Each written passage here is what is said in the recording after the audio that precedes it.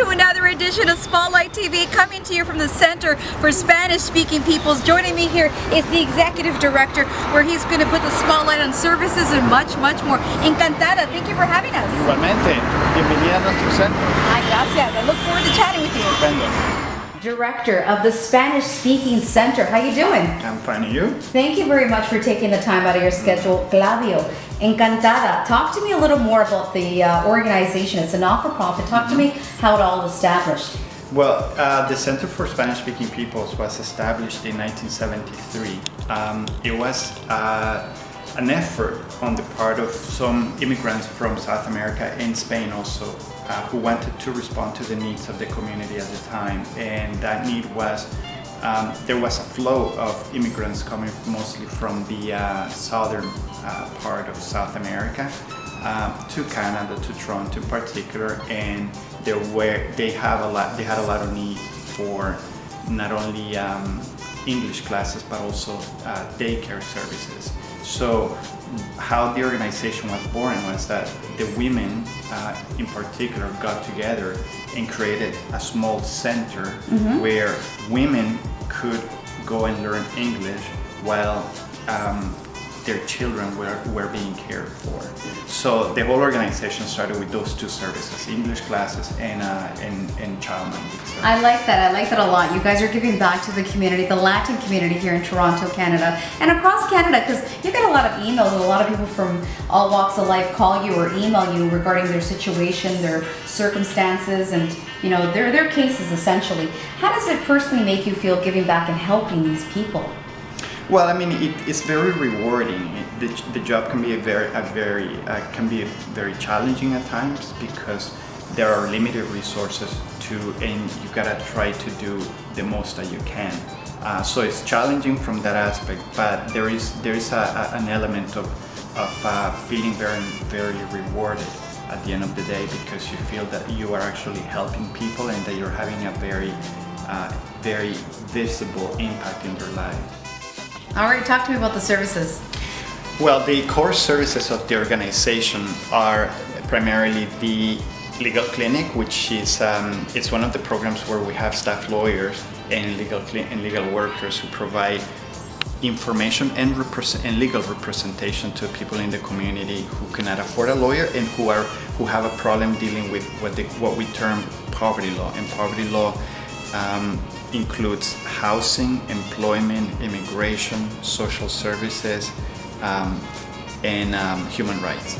So that's a big part, that's a very busy component of our organization. After that, we have a settlement program, we have a violence against women prevention program, a seniors program, a volunteers program, a youth program that offers summer camps every summer for kids in our community, and is free of charge. And we have an HIV/AIDS prevention program that works out of a satellite location that we have downtown.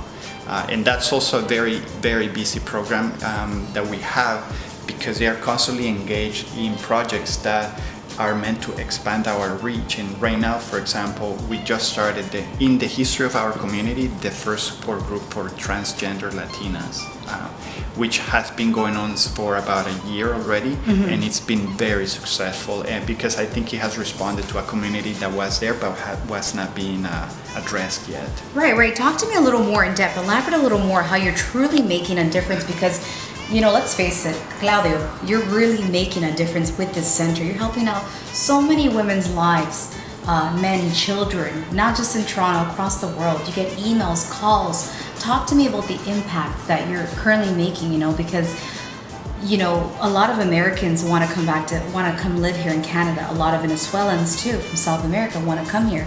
They come to you to connect with you guys here. Talk to me about how you feel about that. Really making a difference. Yeah, well, that's one of the issues that we're dealing with, because in the last I would say in the last few months we've been getting a lot of emails and phone calls every week from people in the US who are looking for information on resources and also ways to immigrate to Canada, because obviously there is a big sense of urgency and anxiety in our community in the US to the current situation there, and they they want to make sure that they have a solution, as they have a safe haven where they can go to.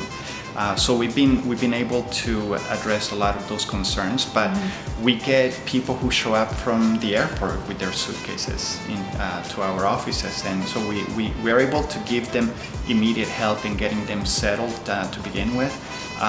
But it's an organization, like as you said, that we have a very wide impact in our community, and we are actually trying to project it even farther by creating new projects and new programs.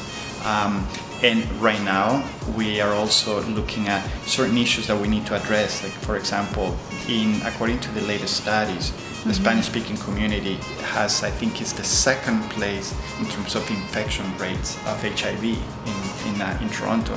So those are, all of those are issues that we need to constantly be addressing, and part of that effort is what led us to do our strategic plan this year. So we are in the process of doing a strategic plan that is designed, basically we're going to be contacting people in our community to ask them their opinion about their organization and what issues they see relevant in our community, and that will allow us then to allocate our funding to address those issues, the ones that are having the greatest impact in our community. That's wonderful news. I want to know, for more information, where can our audience connect with you? Well, we invite everybody in the community to get involved with us, to connect with us. Let it be by going to our website and also our Facebook page, where we advertise a lot of our events. Like right now, for example, our annual general meeting will be happening on October 29th, and we're going to make it a celebration, not so much an annual general meeting, because they tend to be a little bit kind of dull, to be quite blunt. But we're going to put that Latino taste to it, and make it more a celebration, where we can also incorporate the annual general meeting there. But we're going to have music, food, refreshments, so people are welcome to become part of the organization, because as I always tell our clients, you are the organization. Without you, we wouldn't exist. There wouldn't be a need for us. So we are here to serve you, and the more that you become part of us, then the more we flourish also. That's wonderful. Gracias. Muchísimas gracias, Claudio, for your time. Thank you so much. You're welcome. And great job with the shows that you have. Thank you. Gracias.